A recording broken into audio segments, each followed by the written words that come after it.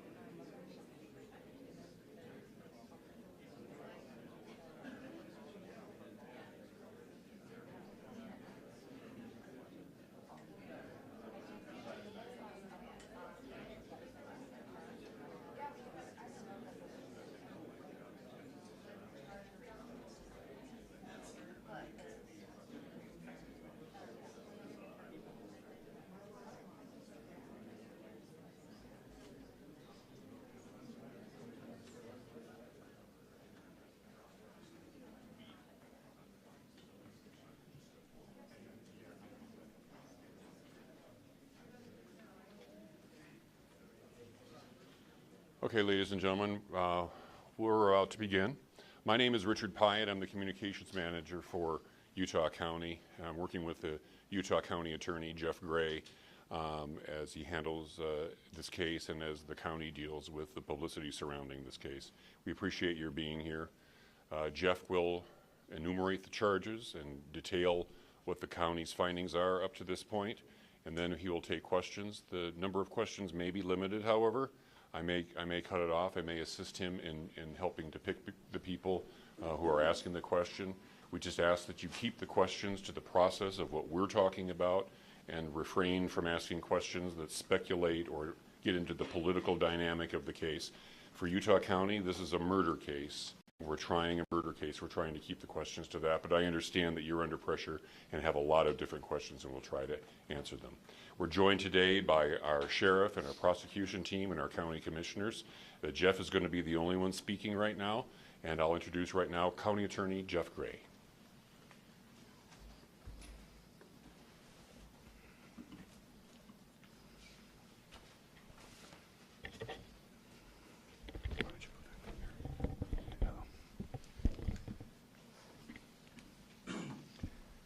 The murder of Charlie Kirk is an American tragedy. Charlie Kirk was murdered while engaging in one of our most sacred and cherished American rights, the bedrock of our democratic republic, the free exchange of ideas in a search for truth, understanding, and a more perfect union. It is also an offense against the state and to the peace and enjoyment of the people of Utah and of all those who visit here. But Charlie Kirk's murder also strikes a more personal and intimate chord. Charlie Kirk was first and foremost a husband and a father to two beautiful young children.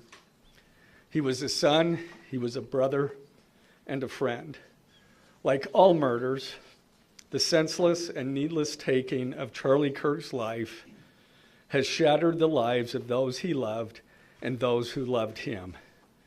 To Charlie's wife, Erica, his two young children, his parents, his family, and his friends, I express my sincere condolences and offer my heartfelt prayers on your behalf.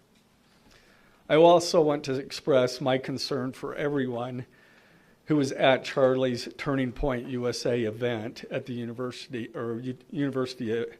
Utah Valley University, and all who have been impacted by this tragedy.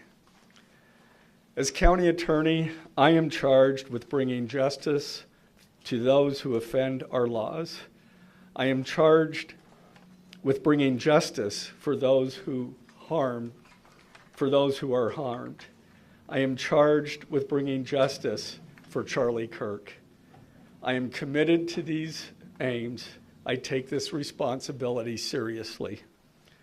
Today, after reviewing the evidence that law enforcement has collected thus far, I am filing a criminal information charging Tyler James Robinson, age 22, with the following crimes. Count 1, aggravated murder, a capital offense, for intentionally or knowingly causing the death of Charlie Kirk under circumstances that created a great risk of death to others. Count 2, felony discharge of a firearm causing serious bodily injury, a first-degree felony. The state is further alleging aggravating factors on counts 1 and 2 because the defendant is believed to have targeted Charlie Kirk based on Charlie Kirk's political expression and did so knowing that children were present and would witness the homicide. The state is also charging the defendant with count 3, obstruction of justice, a second-degree felony for moving and concealing the rifle used in the shooting. Count 4, obstruction of justice, a second-degree felony for disposing the clothing he wore during the shooting. Count 5, witness tampering, a third-degree felony, for directing his roommate to delete his incriminating texts. Count 6, witness tampering, a third-degree felony, for directing his roommate to stay silent if police questioned him. And count 7, commission of a violent offense in the presence of a child, a Class A misdemeanor, for committing homicide knowing that children were present and may have seen or heard the murder and did so based on Charlie Kirk's political expression. Also, following the press conference, I am filing a notice of intent to seek the death penalty. I do not take this decision lightly, and it is a decision I have made independently as county attorney, based solely on the available evidence and circumstances and nature of the crime. Because we are seeking the death penalty, the defendant will continue to be held without bail in the Utah County Jail. Turning to the 10-page information, these are the allegations.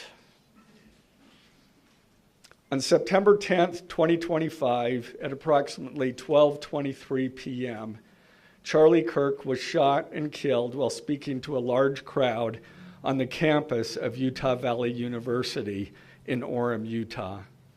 Police found the suspected murder weapon, a bolt-action .30-06 rifle, nearby.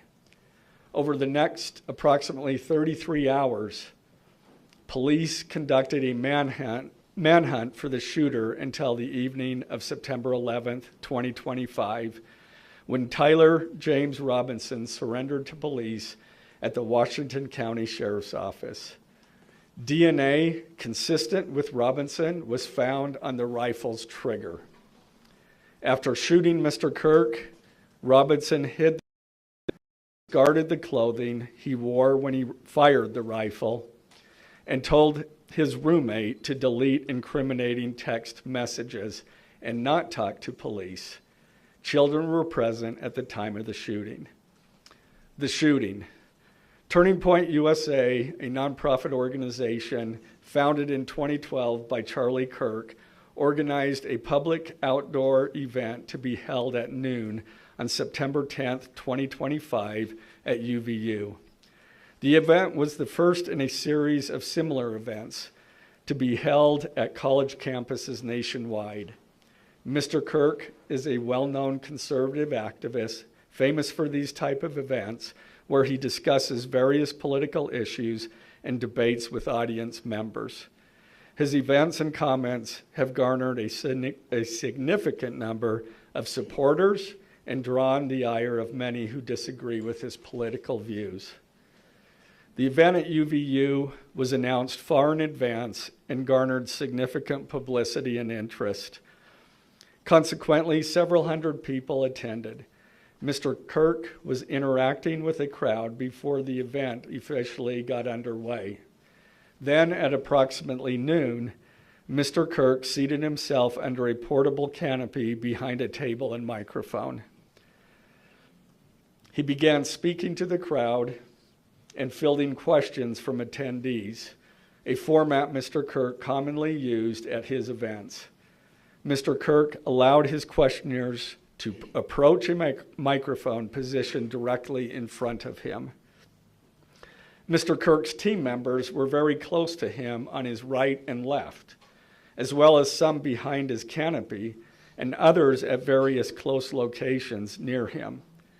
The large crowd surrounded Mr. Kirk on three sides. Temporary metal fencing separated attendees from Mr. Kirk by only a matter of feet.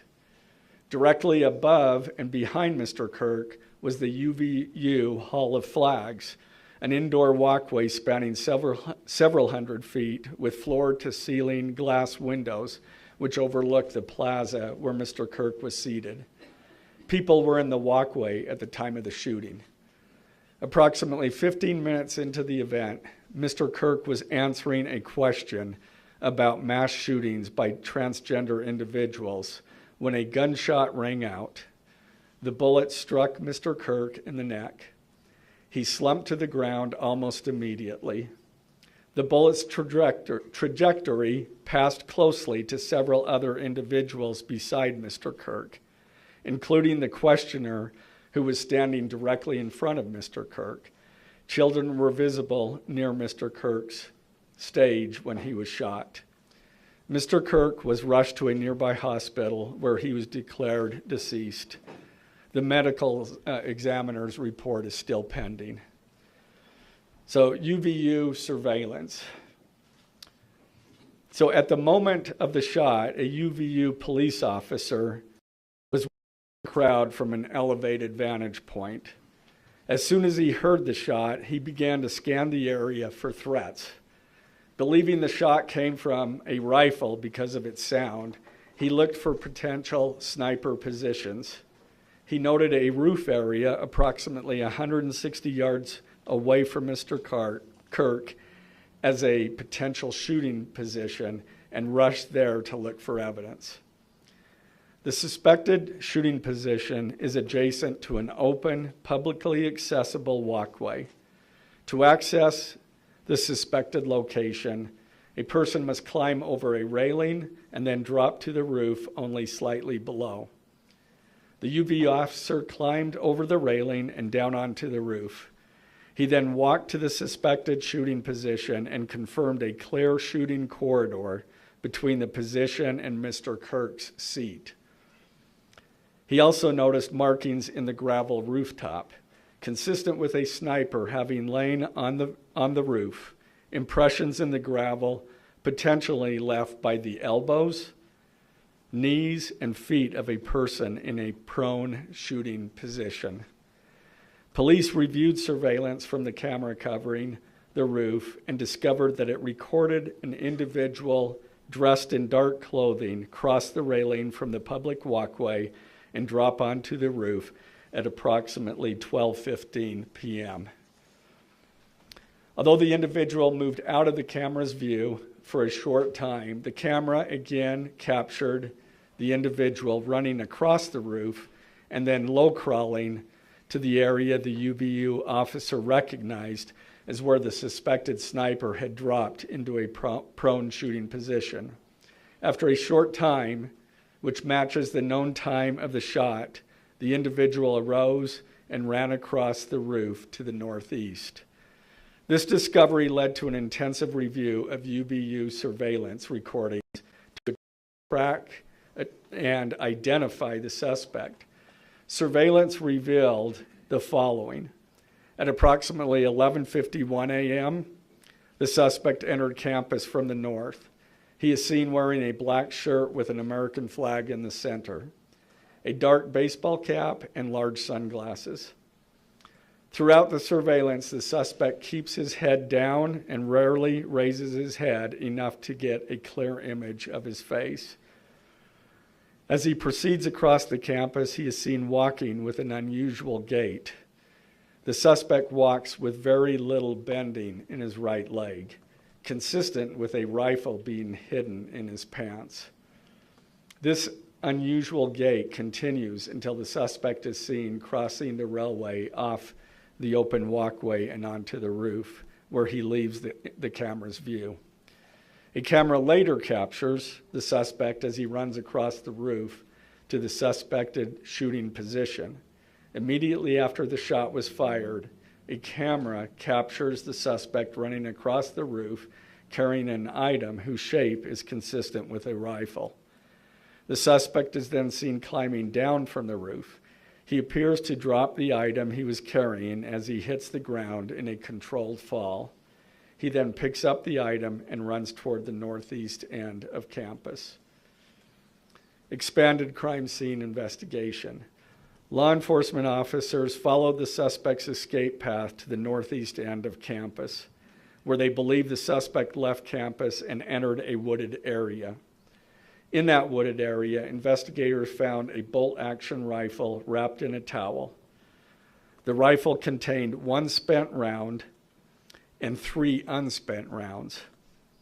This is consistent with the facts officers observed at the time of and immediately after the shootings, No shell casings were found on the roof, suggesting a bolt action rather than an auto-loading weapon, and only a single round was fired.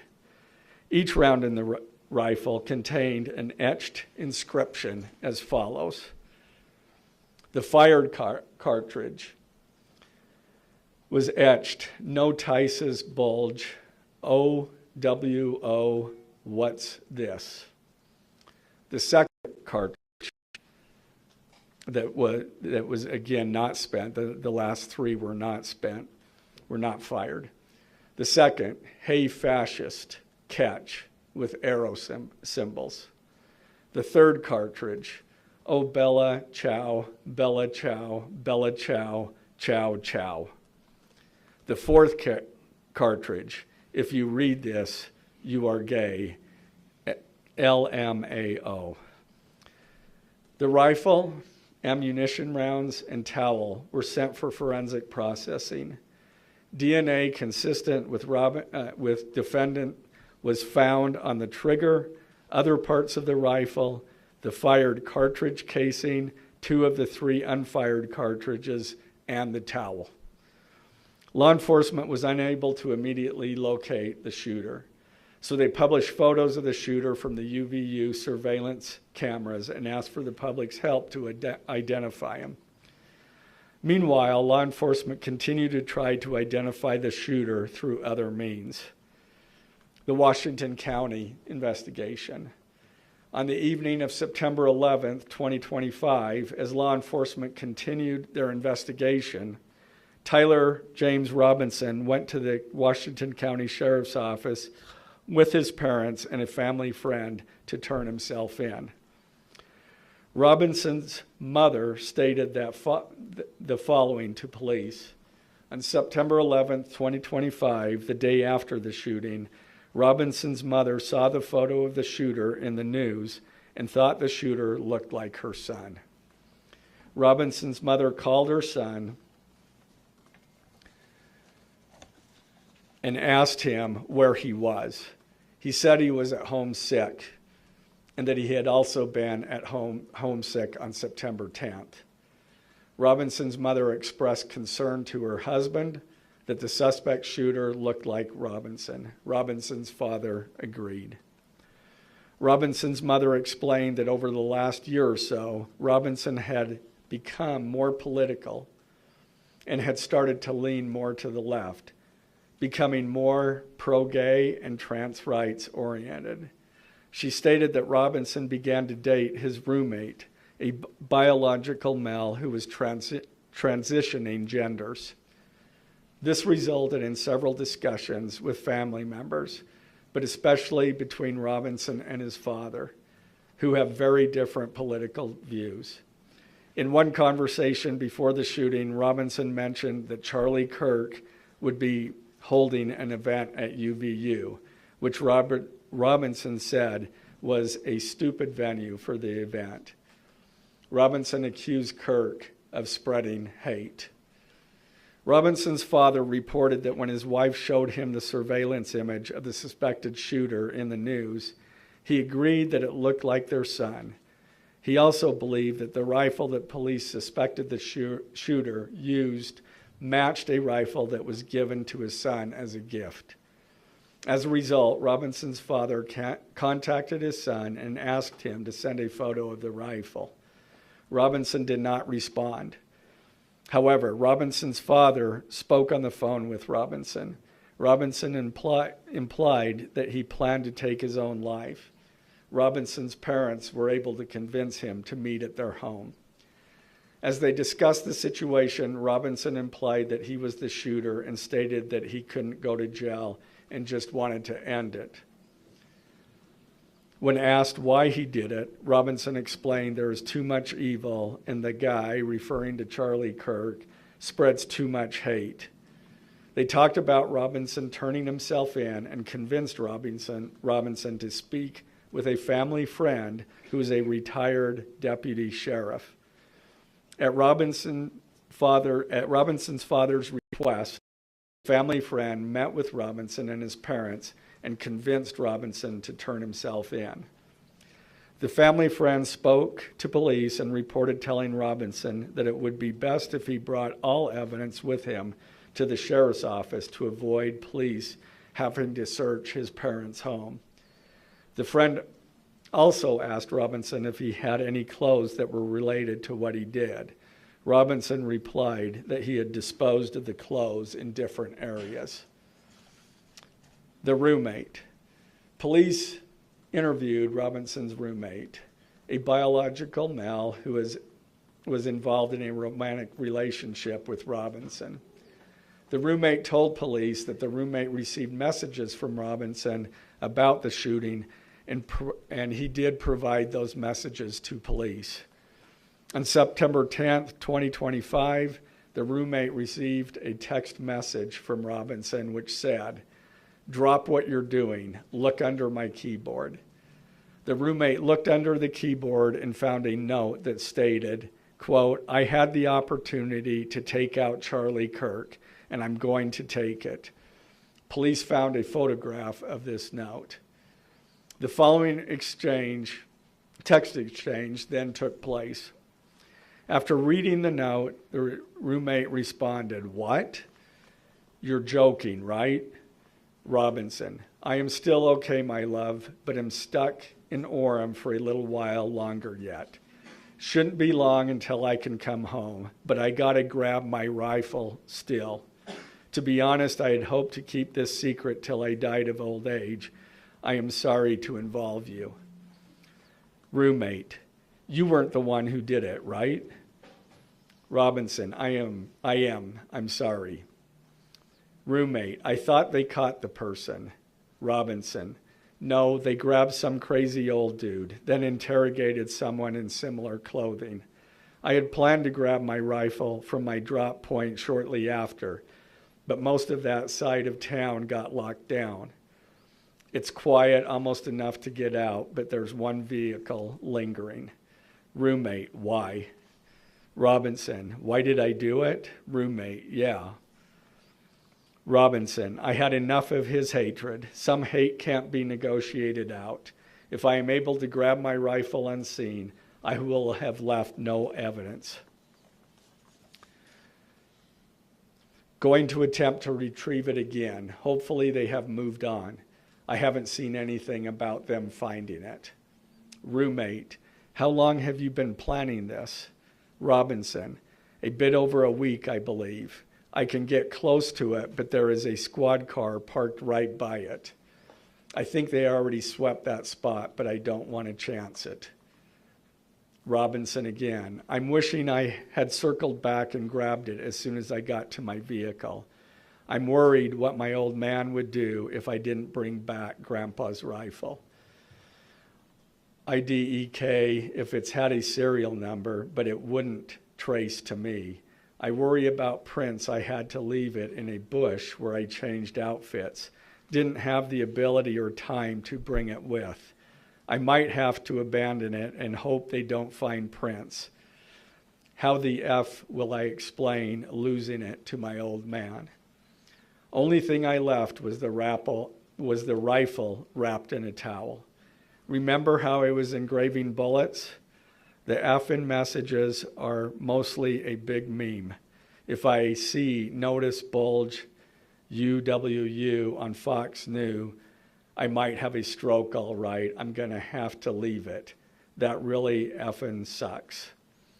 Judging from today, I'd say Grandpa's gun does just fine, IDK.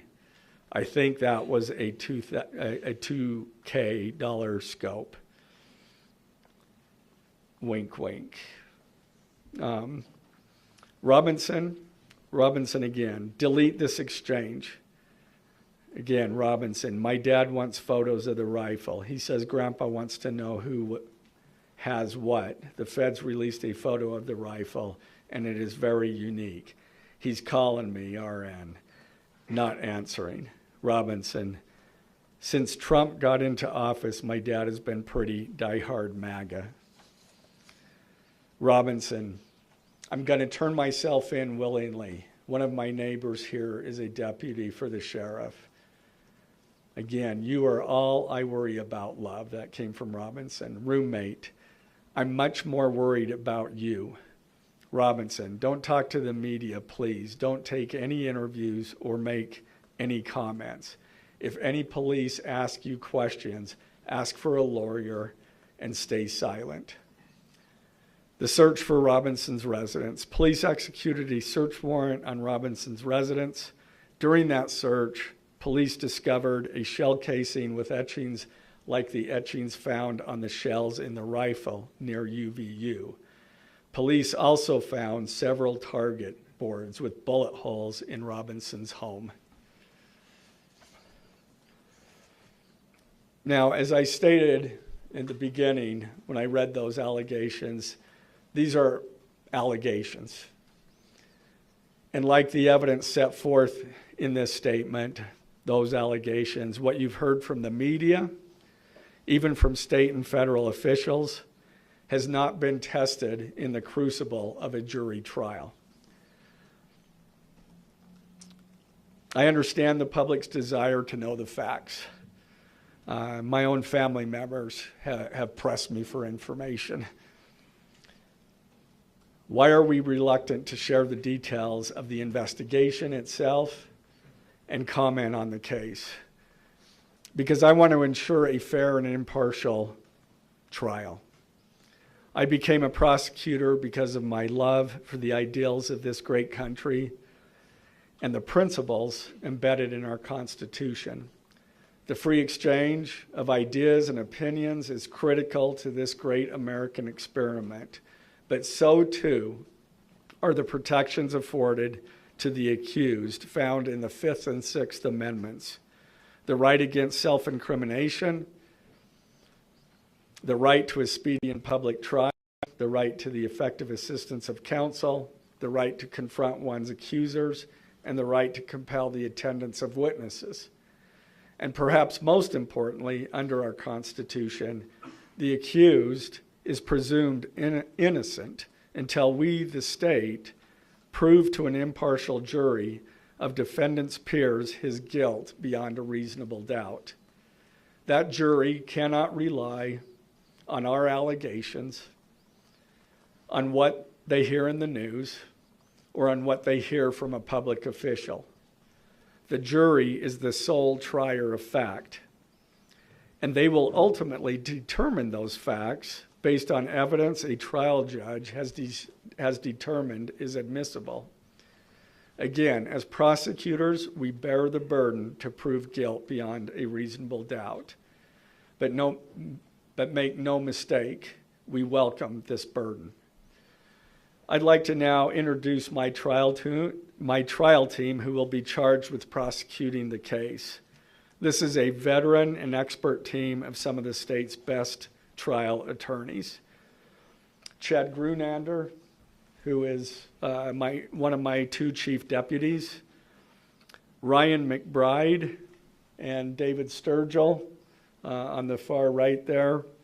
And those two were very much involved in preparing search warrants, did a phenomenal job, worked day and night to see that accomplished well after Robinson was taken into custody. Also, Lauren Hunt, she is one of our special victims prosecutors, and Chris Ballard, my second chief deputy, who will be handling motions. I'm going to explain just the procedural steps. We're not a grand jury. We don't have a grand jury system like the federal courts do. It's a preliminary hearing system. So the arrest and filing of the criminal information are merely the first steps in the criminal justice process. Today at 3 p.m., the defendant will appear before a judge in the Utah 4th District Court for his first appearance to be informed of these charges and to ensure that he has an attorney to represent him. The hearing will be brief. The judge will conduct that first appearance virtually via WebEx. This is not unusual. In the 4th District, all felony first appearances for defendants who are in custody are held virtually. A link to that hearing is available for media on the Utah State Courts X account at Utah State Courts. Now, following defendant's first appearance, he will be entitled to a preliminary hearing. At that hearing, the state will be required to show probable cause that defendant committed the crimes. The purpose of the preliminary hearing is not to determine guilt, but simply to assure the court that the prosecution has enough evidence to proceed to trial. If a judge finds probable cause and binds the case over for trial, an arraignment hearing will be held. At that hearing, a judge will again inform defendant of the charges against him and require him to enter a plea to each charge. The next step following the arraignment is an opportunity for the parties to file any relevant motions and then ultimately the trial itself. This case has generated a tremendous amount of interest across our nation and even the world. The public's desire for information is understandable, but it bears reiterating that this case will be tried in a court of law consistent with our Constitution, not the court of public opinion. Thus, we will only discuss the case with the press occasionally. It will not be a day-to-day or even week-to-week occurrence, but we will only do so in a manner as not to jeopardize the fair trial process. Before I conclude, I want to express my appreciation for the tireless work of our local, state, and federal law enforcement officers. They have an extremely difficult, dangerous, and often thankless job. I'm proud to acknowledge the exceptional work they do every day, and particularly their work on this case. It was truly a marvel to witness. Their skilled work and dedication have brought us to this point. I'm also grateful for the leadership demonstrated by Bo Mason, the Commissioner of the Utah Department of Public Safety, FBI Special Agent in Charge Rob Bowles, Utah County Sheriff Mike Smith, our local police chiefs, and Felice John Vitti, the acting U.S. Attorney for the District of Utah. I'm also grateful for the support of our Governor, Spencer Cox, and our Attorney General, Derek Brown, who is standing behind me today and has offered his support and resources as we proceed to trial. Finally, I want to thank our Utah County Commissioners, Amelia Powers Gardner, Brandon Gordon, and Skylar Beltran. They too have pledged to assist with the resources needed to successfully prosecute this case. I will now take a few questions. For questions, ladies and gentlemen, just really fast, if you could identify yourself and what organization. From CDS Okay. Did your investigation uncover any individuals that may have known about this shooting in advance? They are still looking into it. It's an undergoing investigation. So is that a possibility? They haven't ruled that out. So Mr. Gray, Ed Lavandero with CNN, the text message that you exchanged with the roommate, can you kind of give us a sense of, did that happen over several hours? Did it happen before? I don't have that information. Emily Anderson Stern, the Salt Lake Tribune. I know, acknowledging that you made this decision to pursue the death penalty independently, did you hear it all from the Trump administration or Governor Cox's administration as you were working on these charges? I talked to officials from both administrations, but I was not pressured to make a decision. I understood their feelings on it because it was in the news, but we didn't really discuss that. Mr. Gray, the FBI director, sir. Any indication that transgender issues played a role in the motivations for this shooting? I'm going to stick to what I just stated in my public, in our information. I think that is pretty much set forth there. Mr. Gray, Ben Winslow, Fox 13 News. Just asking, are you planning to file charges against anyone else in connection with this? Again, we don't have any information at this point of additional suspects, but I know that our law enforcement agencies are continuing to follow leads. Mr. Gray, the FBI director today said that you are, quote, or that other people, a number of people are being investigated and interrogated. So it seems that there are people who might be up for possible charges. Yeah, Do you believe that the suspect was a lone wolf, or could this be part of a... I can't comment on that. I'm not aware of all their investigation. I just know that these agencies are continuing to investigate this case and follow all leads. Mr. Dennis, Frazier, Pacific Times would like to know, how does this possibly interface with any federal charges? That's up to the feds.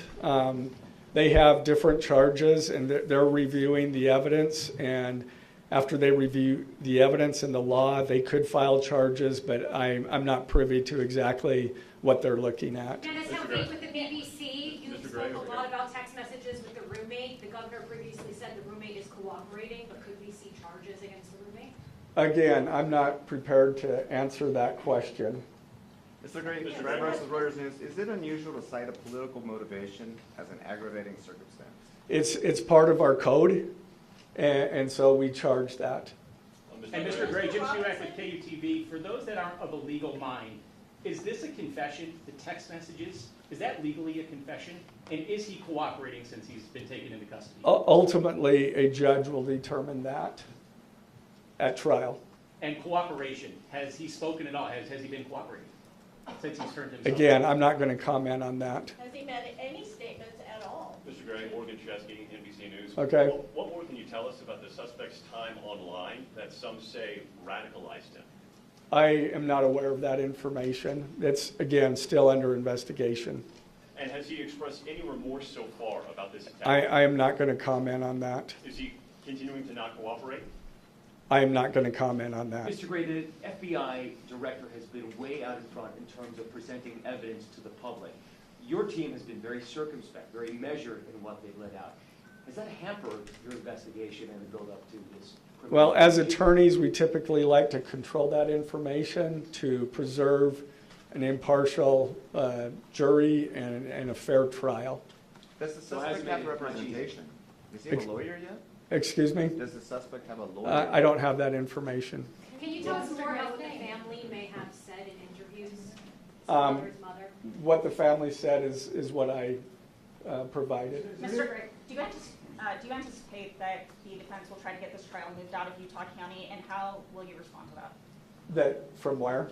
From Utah County? That the defense will be from Utah County? Look, that they will try to get the trial moved to a different Venue. location. I couldn't predict what they're going to do. Mr. Gray, are you... You say, is there any evidence to suggest that the timing of the shot and the question that was asked about mass shootings, transgenders, is that more than coincidence? That will be for a jury to decide. Mr. Gray, are you confident that the roommate had no part of this attack whatsoever? Again, I'm not going to comment on the evidence. But the evidence so far, does it show any involvement? Again, I'm not going to comment on other than the facts that or the evidence that we've gathered so far. Does the mention of the DNA here in the press conference jeopardize his right to a fair trial? I don't believe so. This is part of a public document that we have to file as we file a criminal information. We have to file a probable cause statement. That's a public document, and so we're comfortable with that. Are his parents and the roommate still cooperating? I'm not going to comment on that either. The FBI has said that this suspect had a hatred of Kirk. What else can you share about that? I can't share any more than what I've already said. This was an incredibly precise shot. Do you have evidence that he went places to practice, or have you tracked his movements before the shooting that's given you insight into how he prepared? The evidence that I'm willing to share is what I just read in our statement, and it's in the information. I'm afraid we're going to have to cut it off there. Death penalty. Okay. If you could just answer, did you consult Erica Kirk about seeking the death penalty? I'm not going to comment. Ladies and gentlemen.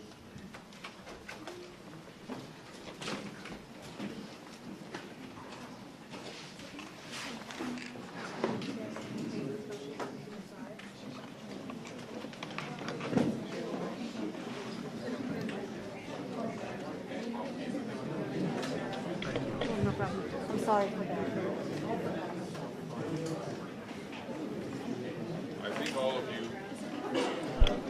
I think all of you know that the charges will be available online.